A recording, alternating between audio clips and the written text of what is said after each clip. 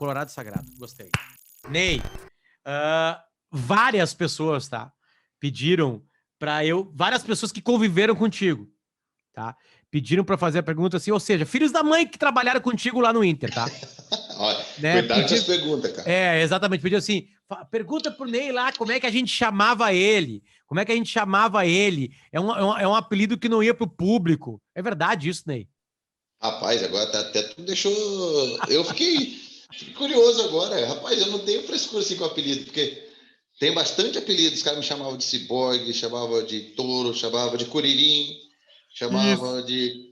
Quer curirim? É. Pode ser, viu? Eu não tenho, mas tem bastante. Cara, é assim, Lu, todo careca é igual o Caio. Então, todo apelido de careca serve para todo mundo. Então, mas sempre todos me chamavam ali. O Andrezinho me chamava muito de touro, o Tinga me chamava muito de ciborgue, mas o Dani me chamava de curirim. Tinha bastante pessoas ali que me chamavam de curirim. E como é que os treinadores te chamavam? Ney, não teve, Ney. sempre foi Ney. É pela minha postura, né, Lu? Eu sempre fui um cara muito sério, assim, na parte profissional, na parte de campo com treinadores. Às vezes com uma personalidade muito forte com eles, porque eu falava duro quando eu tinha que falar, independente de qual treinador fosse. Mas teve um treinador que me chamava de Emília, que era Emília. o Dorival Júnior, por causa do meu joelho, porque eu usava muitas bandagens, muitas kinesiotape no joelho, e ele É falava que eu era verdade. A remendado. Emília é cheia de retalho, é verdade. Isso, ele falava que eu era retalhado igual a Emília, todo arremendado igual a Emília, então ele me chamava de Emília. Porra, Dorival Júnior é um cara intelectual, né? Uma coisa linkada a Monteiro Lobato, que legal. Isso, ele é um cara Ney, muito inteligente. tem uma. A gente tá aqui pra relembrar coisas legais, assim, sabe? Eu gosto quando a entrevista fica atemporal, no sentido de. Quando a pessoa assistir ou escutar ela, vai curtir igual, né? Sim. Ah, era uma época que tu tava no Inter, onde tinha bom jogador em qualquer lugar que tu olhasse, né? E aí, conversando com a galera, eu descobri uma coisa que eu confesso que na época não pegava, que é uma liderança tua. Porque o Bolívar chega a falar assim, aquele grupo, aqueles grupos que circularam aqueles anos ali, eles tinham muitos capitães. Muitos capitães. Muita gente com personalidade.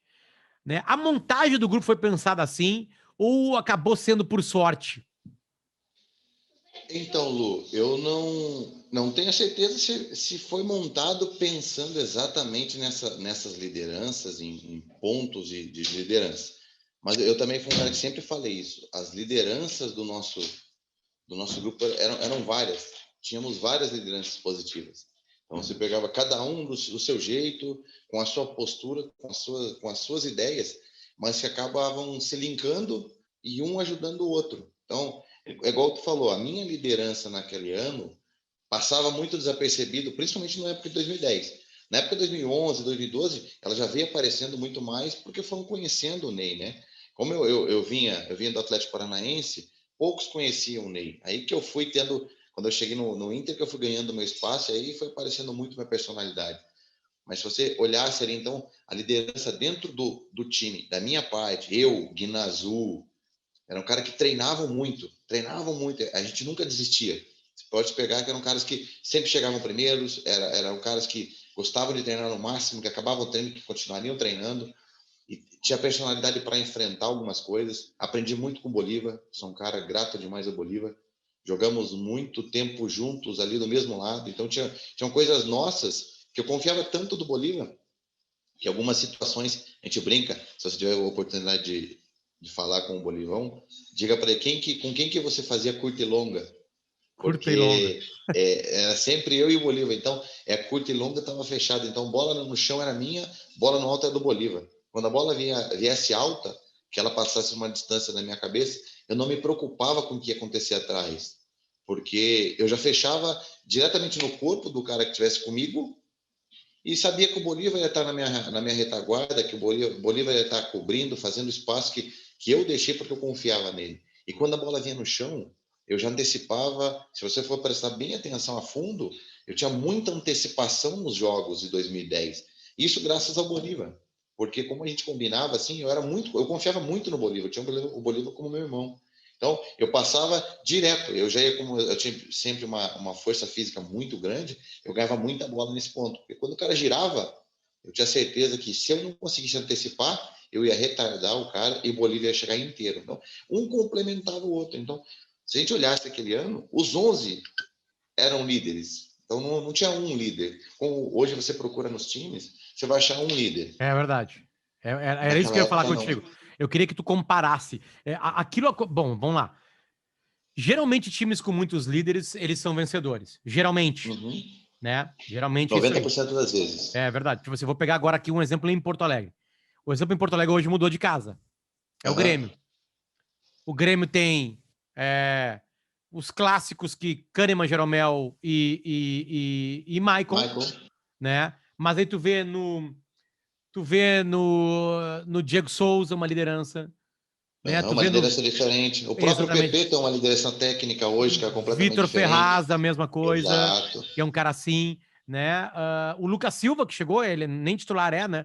Aí a gurizada, o Isso. Matheus Henrique tem um pouco disso também, que é um Tem guri, o perfil. Isso. tá? Então eu quero que tu fale agora como é que se fabrica um líder ou se não se fabrica. Não se fabrica, eu vou bem direto. É isso que é a maior dificuldade que nós temos hoje falando de comissão, você encontrar líderes. Por quê? Líder não tem como eu ensinar, não tem como eu tentar montar um líder. Líder nasce com ele. O líder é um cara que ele chama a responsabilidade, é um cara que sabe se impor quando precisa se impor, ele sabe se expressar. Então, isso é complicado, você tentar montar dentro de uma pessoa essa liderança. Então, eu acho que líder, a pessoa já tem dentro dela e ela vai aumentando esse nível de liderança conforme o tempo que ela tem de vida. Então, se você pega... Eu era líder no Atlético Paranaense com 24 anos. Fui líder na Ponte Preta com 18 anos. Então, eu não aprendi aos meus 18 a ser líder, não. Eu fui líder porque a vida me ensinou a ser líder. Me ensinou a dar a cara a bater, a ter essa personalidade. Então, quando você encontra pessoas que têm essa liderança positiva, porque também tem a liderança negativa dentro do clube, que pode atrapalhar e Óbvio, muito. Então, quando óbvio. você tem essa liderança positiva, você tem que saber linkar. Porque se você tem, você ajuda muito. E aí são várias lideranças que a gente tem, né, Lu? Você pega, como eu falei, existe liderança de treinamento, existe liderança técnica, existe liderança do respeito mútuo dentro do clube, existe liderança porque tem um respeito muito grande, o torcedor tem um respeito muito grande, então você tem que saber usar todas essas lideranças. E eu friso, naquela época, nós tínhamos todos os tipos de liderança, desde a liderança positiva para a liderança negativa, aí tínhamos liderança de treinamento, liderança de inteligência, liderança de torcedor, liderança de clube, liderança porque sabia se impor, liderança por simplicidade, liderança porque todos gostavam dele. Então, nós conseguimos juntar dentro de um time todos os tipos e níveis de liderança. Então, por isso que conseguimos chegar com todos vou falar, ao meu ver, nosso time era bom, mas foi muito questionado naquele ano de 2010, onde conquistamos tudo. Por quê? Porque se você pegasse o Ney vinha chegando, tinham jogadores que eram mais desacreditados, mas nós conseguimos botar isso dentro do campo, fazer uma liderança muito boa e transformar num grande time e conquistar títulos. Me chamou a atenção uma coisa que tu falou, obviamente não precisa falar nome se tu quiser, né? Uhum. O que é uma liderança negativa? É o óbvio que eu tô pensando? É o cara que não treina, é o vagabundo, é o que não marca, o que é? Exato, Porque exatamente. assim, É o cara. jornalista sabe isso aqui de vestiário. Dentro de um Isso. vestiário, uma liderança negativa? Para mim, lógico que eu não vou citar nome, né, Lu, por ética e por respeito, mas a liderança é aquele cara que ele vai estar sempre reclamando. Então, se você treinou uma hora, ele vai reclamar porque treinou uma hora. Se você treinou 30 minutos, ele vai reclamar porque você treinou 30 minutos. Aí, se você ganha, ele reclama porque ganhou. Se você perde, ele reclama porque perdeu, mas ele nunca olha para o lado dele. Aí ele chama as pessoas que são mais influenciáveis dentro do clube. Vamos lá, você pega os garotos que vêm subindo. Então você pega, vou dar o exemplo, sei lá, do Inter, os moleques, o Heitor. Pô, é um garoto que vem fazendo um campeonato muito bom, eu acho que tem tudo para ser um grande lateral, tem coisas muito boas nele. Então, se eu tenho uma liderança negativa do lado do Heitor hoje, eu posso perder ele. Porque ele pode ir para o extracampo dele, e essa liderança negativa pode levar ele para a noite, pode levar ele para beber, e é o contrário. Então, a liderança positiva ela vai te fazer subir, e a liderança negativa ela vai te segurar embaixo E às vezes você não sabe por que você não anda. Quer dizer, porque você está com uma liderança negativa do lado. E tem vários. Eu ficaria até amanhã te falando de quais são as lideranças negativas. E, infelizmente, tem muito mais liderança negativa do que liderança positiva dentro do futebol. Então, quando você consegue juntar essas lideranças positivas, aí eu falo, aí juntava no vestiário os líderes, e aí pau na liderança negativa, cara. A gente não deixa andar. Essa é a verdade. Então, nós mesmos que temos essa liderança positiva, que temos essa liderança de bater de frente, a gente encosta na parede, não, aqui é diferente. Então, essa é a diferença da positiva para a negativa. Mas eu Ah, vou te falar, ah, eu quero liderança negativa no meu time, sabia? Porque por para quê? mim serve muito de exemplo. Porra. Aí vai do treinador também. O treinador tem que saber assimilar, saber fazer o que é bom para o grupo, porque a liderança negativa serve para você cortar, para você mostrar que você vai ser correto, que você vai ser justo. Isso falando hoje numa parte de comissão, tá, Lu? Eu como Claro, claro. treinador hoje. Sim, sim, sim. Então, você vai pegar essa liderança e vai mostrar e vai ser como exemplo para os outros. Porque aquele cara que chega, que treina, que faz correto, ele não pode ser tratado para baixo dessa liderança negativa.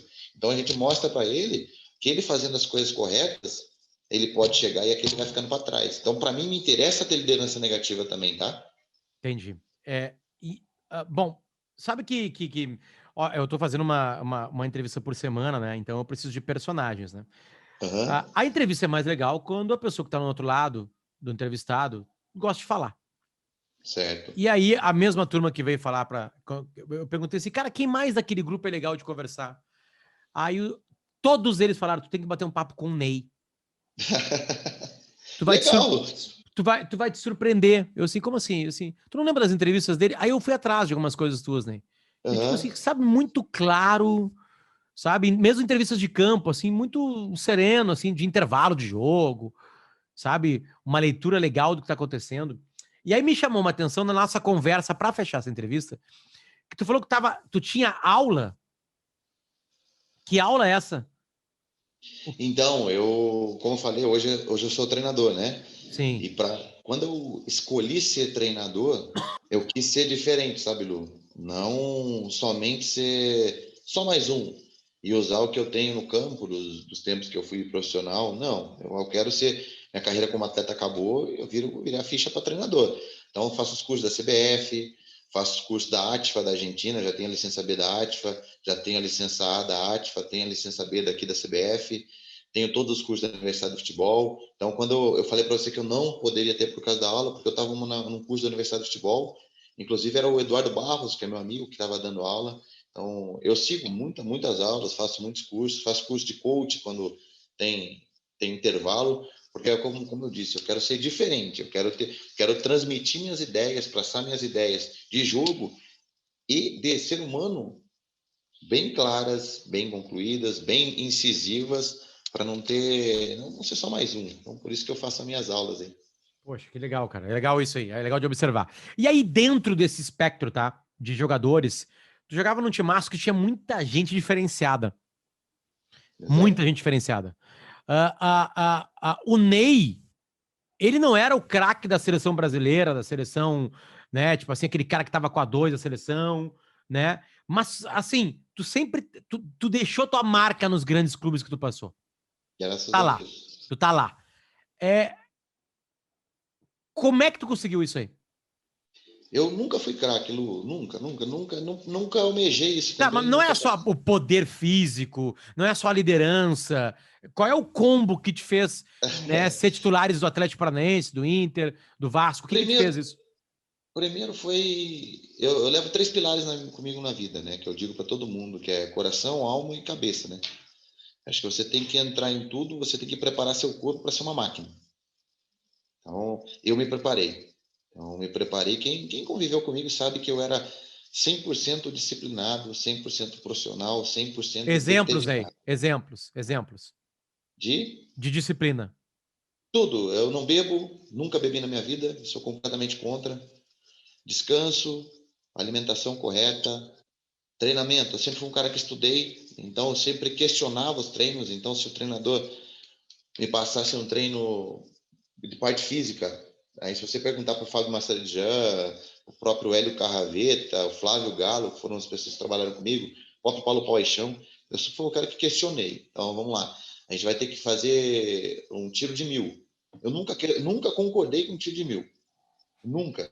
Porque eu acho que é uma valência que eu não uso dentro do campo como atleta. Então, eu sempre questionei. Eu acho que não.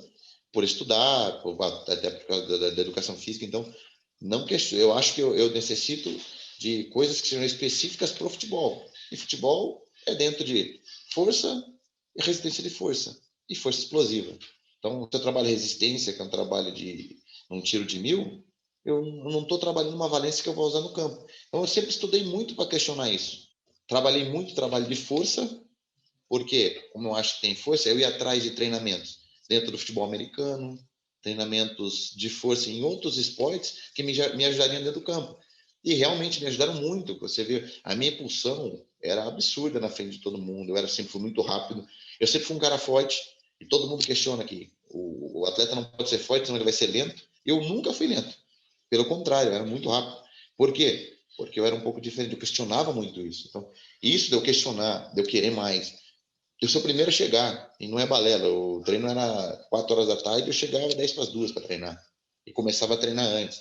Eu me preocupava com a parte da fisioterapia. Então, se eu tivesse que treinar à tarde, eu ia sem problema algum para a fisioterapia. Então, agradeço ao Rodrigo Rossato e ao Mauro Mansur, que foram como irmãos para mim dentro do Inter, que tinham que me aguentar, porque eu pedia para ir treinar à tarde, eles passavam treino.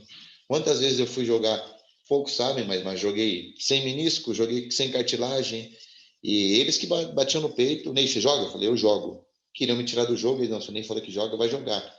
Então, tirei várias vezes líquido do joelho para jogar, passei a Libertadores inteira tirando isso.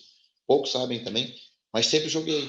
Então, isso que eu falo, eu preparei meu corpo para ser uma máquina e ainda continuo preparando. Então, são coisas que eu fiz que passam desapercebido, para todo mundo, porque como é muito pouco que quem está fora consegue enxergar. E isso não é falar criticando ou agredindo ninguém, não. Né? O papel de vocês não é conhecer o que está ali dentro. É muito difícil conhecer o que envolve a atmosfera do futebol. Mas é muito pouco o que realmente conhecem quem está fora. Conhece o sábado, conhece o domingo e um pouco do treinamento.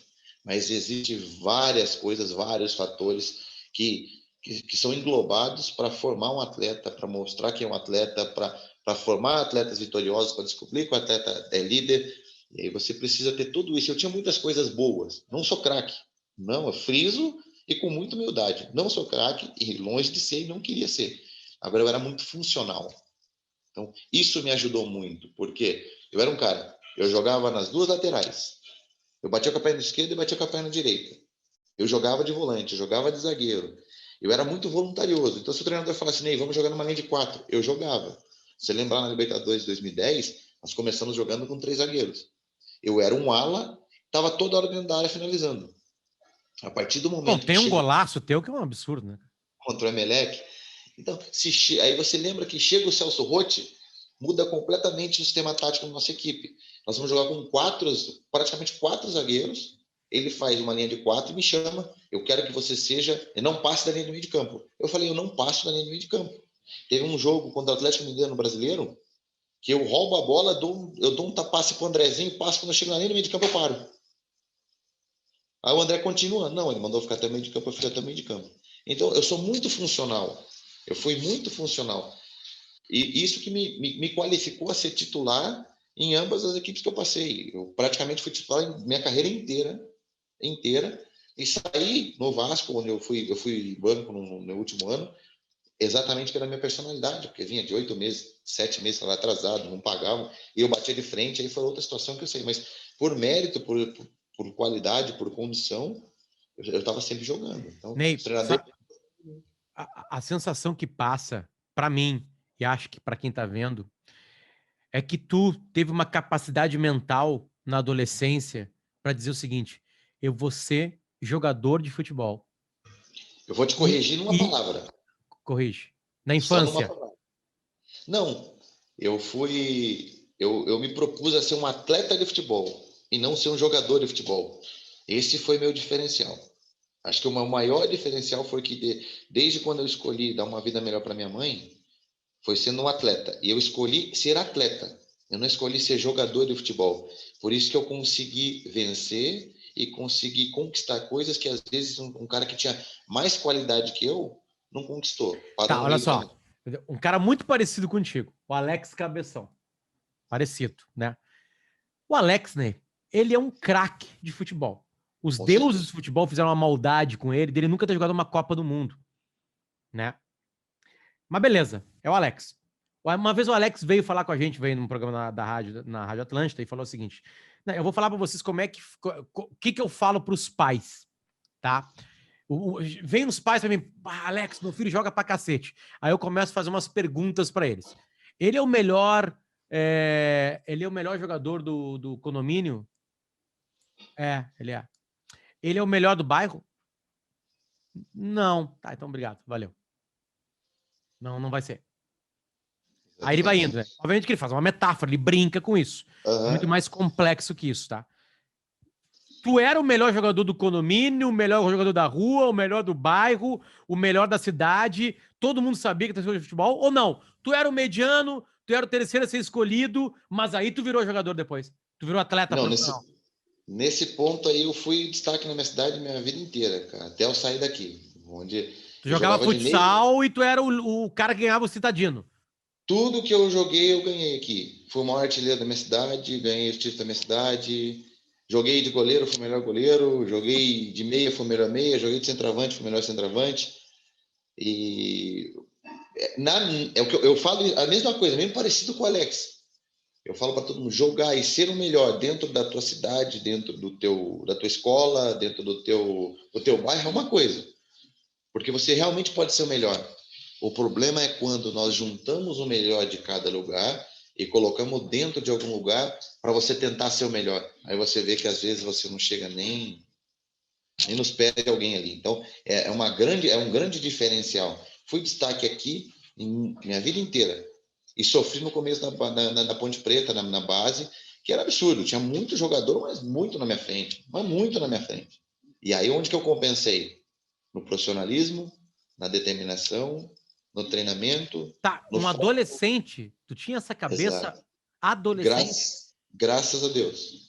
Graças a Deus, eu falo assim, minha mãe me deu tudo que eu tenho. Então, eu consegui ter esse discernimento logo com meus 15, 14 anos, onde a galera pensava aí para noite ou beber, a vida é para mim não. Para mim já foi diferente. Eu já tinha o meu objetivo, tinha meu foco, que era ser um atleta de futebol, e eu vou conseguir, vou chegar, e graças a Deus a gente conseguiu e conquistou algumas Tu coisas. perdeu a virgindade onde, Alex? Quando? Com que idade?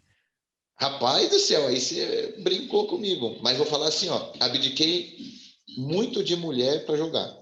Isso eu falo. Quantas vezes assim, os moleques saíram para algum lugar? Não, eu não. Eu vou ficar porque eu tenho treino amanhã. Ah, você é careta, você tá de brincadeira comigo. Ah, não vou ficar com. Cara, eu não vou, eu vou ficar aqui. Isso, eu tenho muita coisa, cara. Mas não me arrependo nem um pouco. Porque é muito passageiro. É muito passageiro.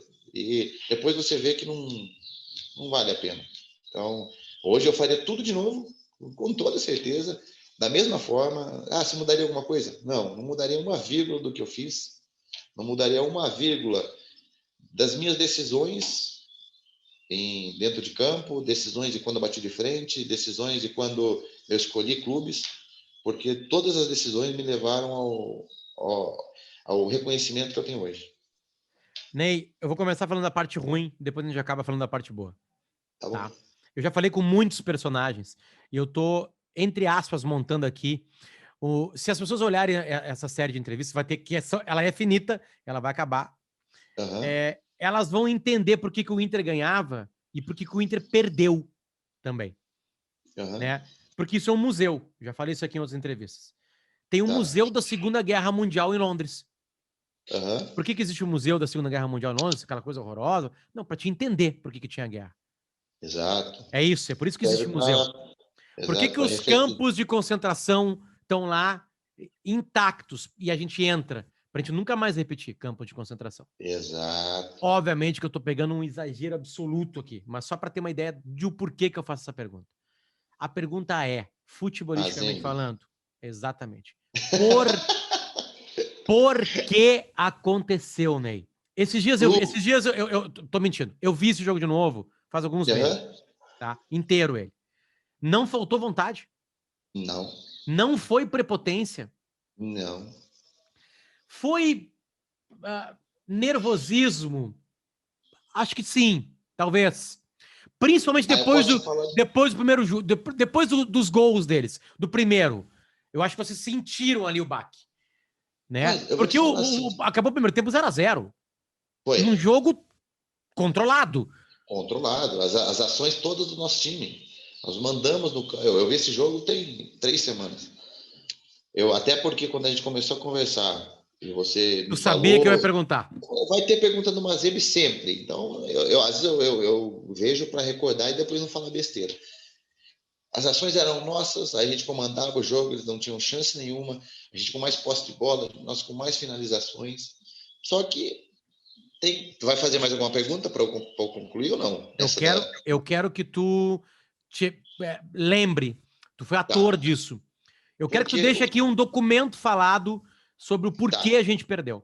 Ó, chegamos assim, ó. Eu lembro que quando nós saímos de Porto Alegre, todo mundo falava: como vai ser a Inter? Como que vai ser a Inter? Jogo contra a Inter. Eu sabia, eu escalava a Inter ponta a ponta naquele ano. Eu sabia do goleiro, ao último atacante, ao último reserva. Escalava todos. E do Mazembe, Ney particular, Ney, eu não conhecia ninguém, não sabia ninguém no Mazembe. E eu lembro que a minha resposta para todos, eu falei, cara, eu ainda tenho um jogo, não posso pensar no Inter.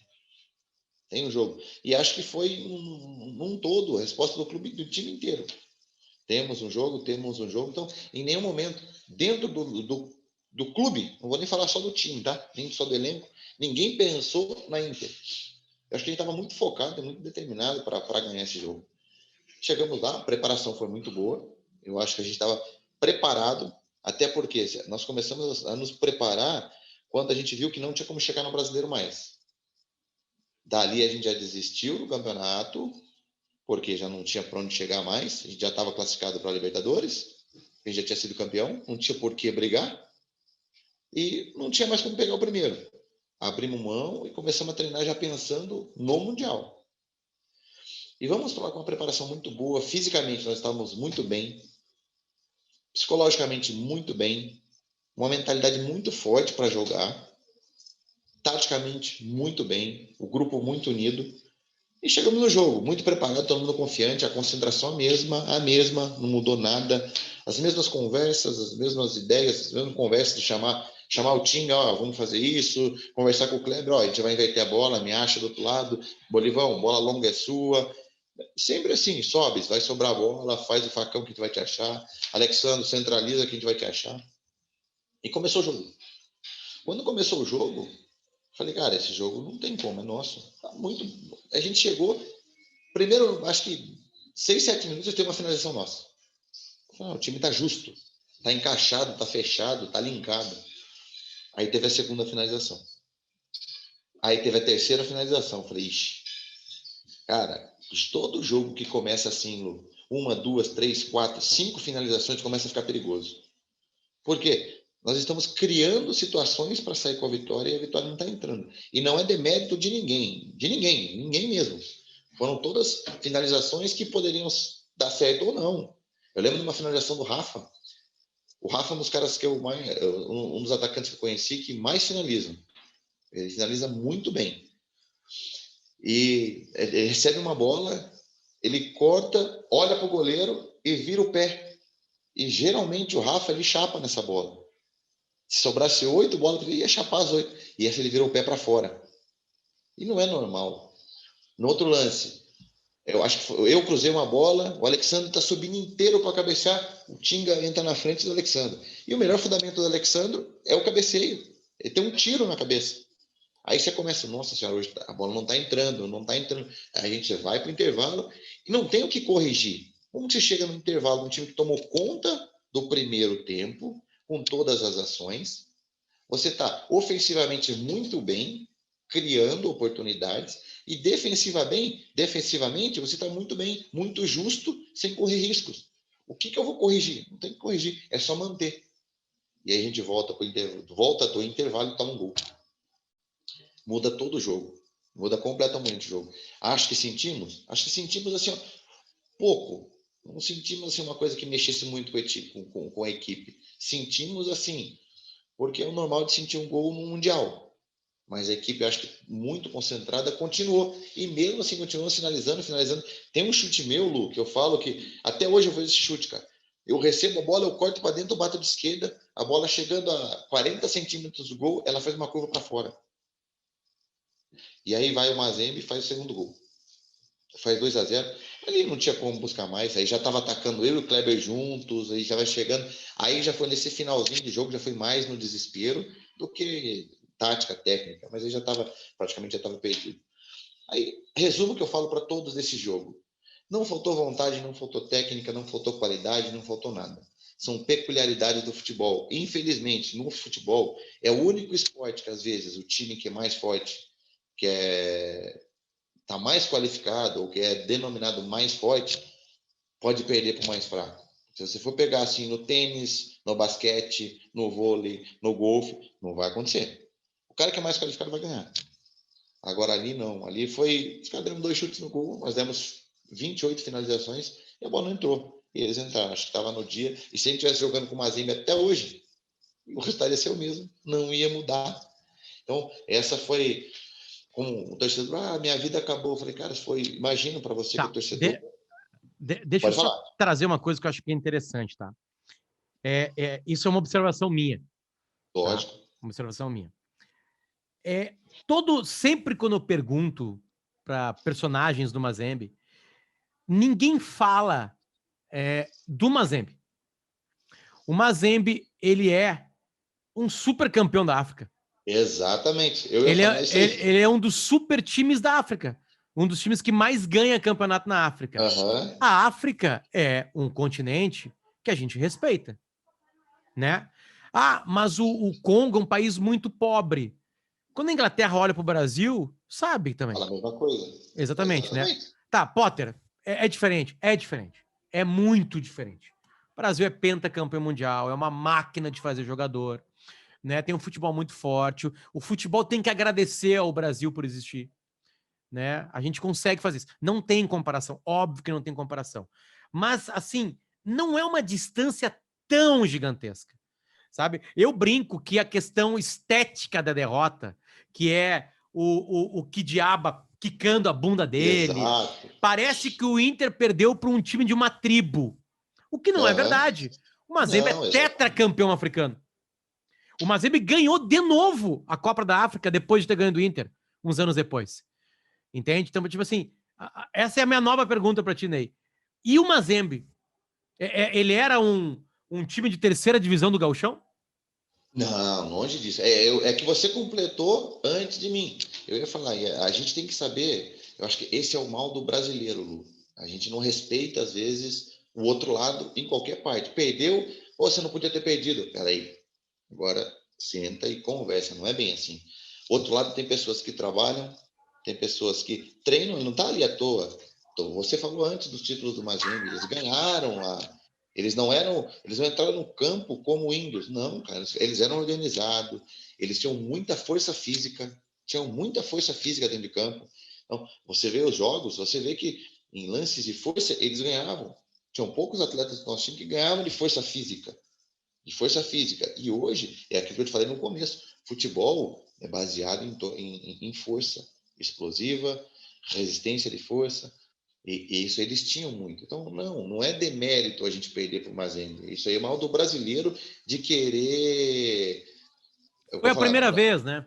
Foi a primeira vez, né? Exatamente, foi a primeira vez. O Foi River Plate foi eliminado certo. para time que não é da Europa. River Plate E foi, Atlético Mineiro, já aconteceu algumas exato. A vezes. gente cria isso que o brasileiro vai lá e tem que ganhar. Cara, não é assim. Como não é assim? Aí eu inverto a situação. Legal. São Paulo ganhou do Liverpool. O Inter do Barcelona. O Inter ganhou do Barcelona. O Corinthians ganhou do Chelsea. Teoricamente, não pode ganhar também. Se você olhar, não tem como você comparar o Chelsea com o Corinthians, o Liverpool com São Paulo, o Inter com o Barcelona na época. Por quê? Porque eles estão na Europa, eles pagam os melhores salários, eles teoricamente têm os melhores jogadores. São Então, seleções do mundo, né? Pega exato, um grande é a jogador em mesma. cada posição.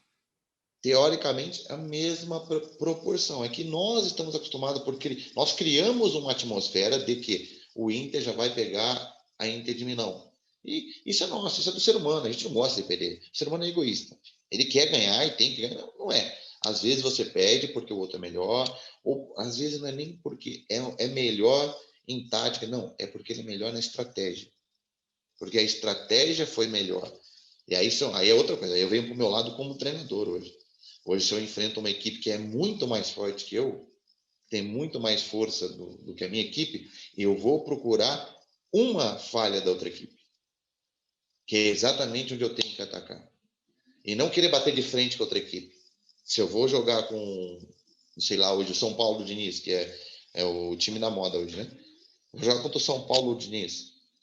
O que eu tenho que fazer para jogar contra o São Paulo? Quais são as partes do São Paulo que eu tenho que neutralizar e onde que é a falha do São Paulo? Para mim, hoje, se eu jogar com o São Paulo, eu aperto toda a saída de bola. Por quê? Porque eles erram uma, duas ou três por jogo. Se ele errar duas, eu conseguir fazer duas, 2-0 para mim. Ganhei o jogo. Tá? Então, é isso que a gente tem que avaliar. Então, às vezes a estratégia montada... ele pensou melhor isso? Não, não é que ele pensou. É porque a minha estratégia eu fiz de um jeito e a dele encaixou melhor que a minha. Existem encaixes de jogo também que a gente tem que ver. Às vezes você jogar contra um Barcelona é melhor do que você jogar contra um Chelsea. Você pega um Chelsea que tem uma linha defensiva muito boa, que joga esperando, ou vai pegar um Barcelona que joga com pressão, com linha alta lá em cima, tocando a bola, ele vai ter muito mais chance de errar o passe. E o Chelsea vai te esperar e tem uma transição rápida muito grande, com dois caras explosivos nas laterais. Qual que é o teu encaixe melhor? Como que você vai jogar contra eles? É melhor você jogar com o Barcelona ou você jogar com o Chelsea? Tudo depende do que eu tenho na mão. Então, essa é a grande diferença. Acho que hoje é muito mais a estratégia do que só o time em si. Tá. E agora vamos para a Libertadores de 2010. A Vamos para Libertadores de coisa boa. 2010, a Libertadores de 2010, ela tem uma peculiaridade e ela tem um grande capítulo que eu relembrei aqui com o Sandro. Eu quero primeiro falar do grande capítulo, depois da peculiaridade, que é a Batalha de Quilmes, Contra os né? Estudiantes. Exatamente. Tu apanhou naquele jogo, Ney, Não, depois? eu não começa não apanhar, eu não apanho não, rapaz, você é doido? Tá, não levou Não, nem um mata-cobra perdido lá? nada, nada, nada, Nem nada. uma voadeira, como se diz lá no interior do Rio Grande do Sul, no Alegrete? Não, zero. Nem um Tá, e tu tapa, zero. bateu em alguém? Não, eu fui mais para separar naquele jogo. Porque eu sou um dos poucos que estava exatamente no começo. Você prestar atenção no lance, agora eu vou te explicar o que aconteceu. Quem começou toda a briga, você sabe? Foi como é aquele zagueiro que era do De Corinthians? sábado. De Západo, isso aí. Errado. Quem começou a primeira briga foi a Budanzieri. Sério? É isso que ninguém sabe. Porque a briga começou quando a gente ganha o jogo e o Abondanzieri ele vem falando para a torcida deles. Vem falando alguma coisa para a torcida. O De Sábato não gosta. E o De Sábato vem falar com ele. Quando ele chega perto do De Sábato, eu seguro o De Sábato. Eu abraço o De Sábato por trás e seguro para tirar ele. Quando eu giro o De Sábato de lado, me passa o Lauro. Rapaz, o Lauro me dá um soco no De Sábato. Ele passa por cima de mim e dá um De Sábato. Eu solto o De Sábato e vou segurar o De Sábato e vou no Verón. Quando eu seguro no Verón, o Lauro sai correndo. O Lauro toma tanto chute, rapaz. Ele passa por um e toma um chute, passa por outro e toma outro chute, até ele entrar dentro do vestiário. Então, a gente vai separar. O Walter toma um soco dentro, no alambrado. O Alexandre tomou outro no banco. Mas eu não tomei nenhum soco, até porque eu não fui para brigar, eu fui mais para separar aquele O dia. Verón brigou? Porque o Verón Não, o joga Verón ficou tanta transtornado. bola. Joga muito. Foi um dos caras que eu joguei contra, depois tive a oportunidade de jogar no lance de craque junto com ele. Foi um dos melhores jogadores que eu joguei. É absurdo a lucidez que ele joga, a qualidade que ele tem no passe. O passe dele é muito bom. É um cara muito, muito diferente. Não é à toa que ganha tudo que ganhou. Tá, não brigou. Não briguei. Não, ele, o Não, Verón. o Verón, eu parei o Verón na minha frente. Foi mais tranquilo. Ele estava transtornado. Eu segurei o Verón, a gente tentou aliviar aí depois, mas não brigou. Não deu ninguém. Tu viu o gol, Ney? Chegou a ver o gol. Vi. 1000 Não, vezes. não, eu digo assim, lá dentro, tá? Porque tem uma fumaceira, né? Tem. O jogo tá 2-0, o Estudiantes está passando, a gente tinha ganho uma partida de 1-0, né? Aham. O Inter do Fossati não estava completamente encaixado, e aí o Não, exato. banco muda o jogo, porque é Walter, Andrezinho e Juliano. Walter entra no meu lugar, o Andrezinho não lembro nem quem, e o Juliano. Mas é o que Sim, que por eu isso que eu te falo. falo, tu tava longe do gol. Eu tinha acabado de sair, eu tava de frente pro lance quase, na verdade, no meio de campo. Porque você pega, o que eu falo para todo mundo? Aquele dia, quando eles fizeram 2-0, o Verón levanta a mão e manda eles começarem a soltar os rojões. E eles começam a soltar. E cria aquela nuvem de fumaça absurda dentro do campo. E aí eu falo que existem coisas que só o homem lá de cima pode explicar. O único cara, para mim, que tinha condição de dar aquele passe era o Andrezinho. Mais ninguém no time. Só o André. E o único cara que estava na fase tão iluminada naquela Libertadores era o Juliano. E a bola cai no pé do André, que para mim é um dos melhores meias que eu joguei. É absurda a lucidez que esse cara tem no pé, os passes dele. E ele levanta a cabeça e dá um passe milimétrico pro Juliano. E o Juliano tira do canto, acha por cima do goleiro lá no jeito. Só o Gil, porque a bola só podia entrar ali. Ela não entrava em outro lugar. E o Gil vivia um momento muito bom na Libertadores. Ele era o artilheiro da Libertadores. Se eu não me engano, ele foi eleito o melhor jogador da Libertadores aquele ano. Ele vivia um momento muito bom. E o Juliano é craque, cara. É outro cara muito profissional. Então, foi no pé dos dois caras certo. Se cai no meu pé para dar o passe para o Juliano, a bola não iria. Se cai no pé do André, para eu fazer o gol, eu não faria. Então, não, caiu no pé dos dois, foi perfeito. O André para dar o passe e o Gil para fazer o gol. E por que o Roth melhora o time do Fossati? Estratégia. Eu acho que primeiro foi. Aí entra naquilo que eu te falei lá atrás. O que acontece com o Celso Roth? Pô, o Roth é um grande amigo. Eu acho que o Roth, para arrumar o time em curto prazo, foi um dos melhores caras que eu trabalhei. Porque ele chega com um choque que é absurdo. Ele chega com o jeito dele, ele é todo chucro, todo gritando, brigando, dando dura, é só porrada, é só porrada. Ele elogia, é muito difícil elogiar, né? E a gente precisava daquilo aquele dia, naquela época. Por quê? Porque a Libertadores, nós começamos com o Fossati, que tinha uma metodologia completamente diferente. Um grande treinador, só que ele trouxe uma coisa que eu concordo com ele hoje. É engraçado, né? Na época, eu não concordava. Por quê? A parte física do Fossati era muito baixa. O trabalho dele é todo com bola.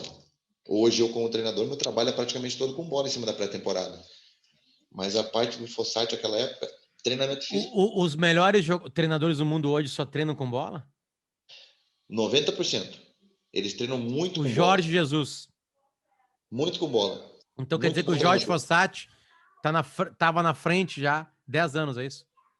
Tava, ele já tinha um pensamento da Europa, diferente, de usar muita especificidade do campo. De usar muita.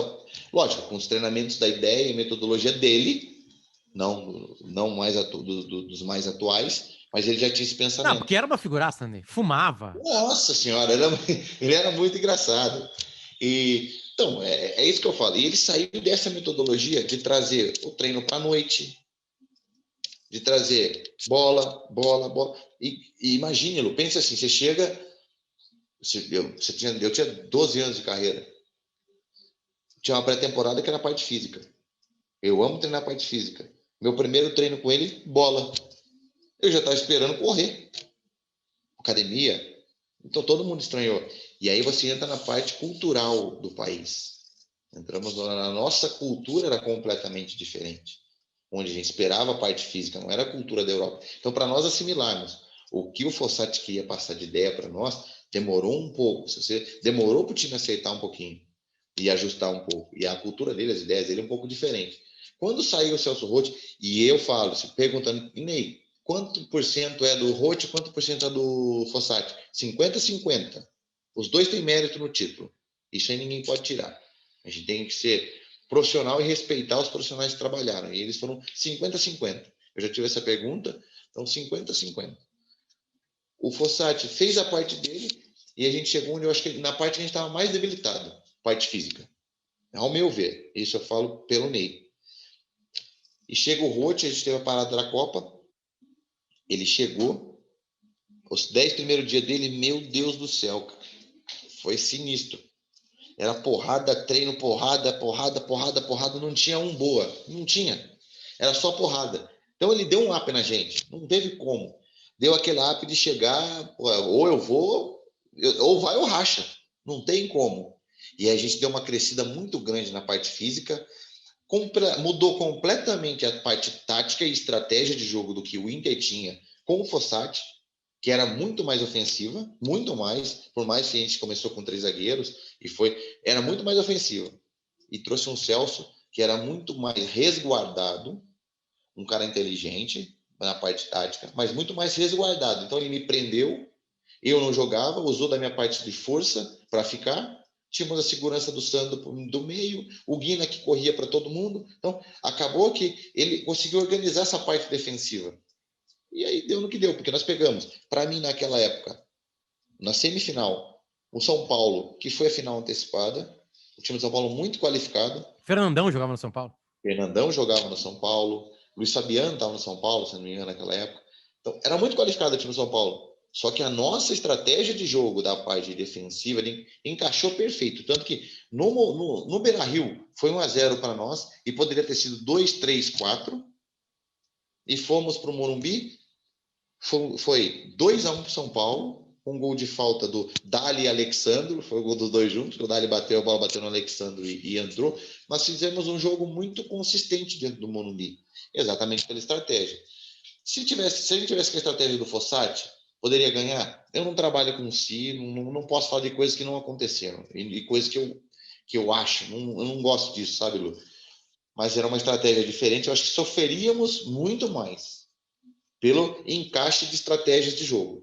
Então, a estratégia do Fossati foi muito boa para sermos campeões, para ganhar do São Paulo, para mim, a final antecipada, e do Chivas. E do Chivas foi muito diferente, porque quando chegamos com o Chivas lá, não passou pela minha cabeça e pela cabeça de ninguém em nenhum momento que a gente poderia perder. Mesmo quando nós tomamos o gol lá, nosso time estava muito consistente, muito equilibrado. O jogo, nós mandávamos no jogo e viramos o jogo com uma naturalidade absurda. Um olhou para o outro, lá nós tomamos o gol, daqui a pouco a gente empata. Empatamos o jogo e foi assim lá em Guadalajara e foi assim aqui no Brasil também. Então, por isso que nos sagramos campeões. Então, mérito do Fossati pela estratégia que ele tinha de jogo, pela mudança de comportamento que ele trouxe para a equipe, e mérito do Fossati que trouxe ideias novas, que montou um time para o começo da Libertadores.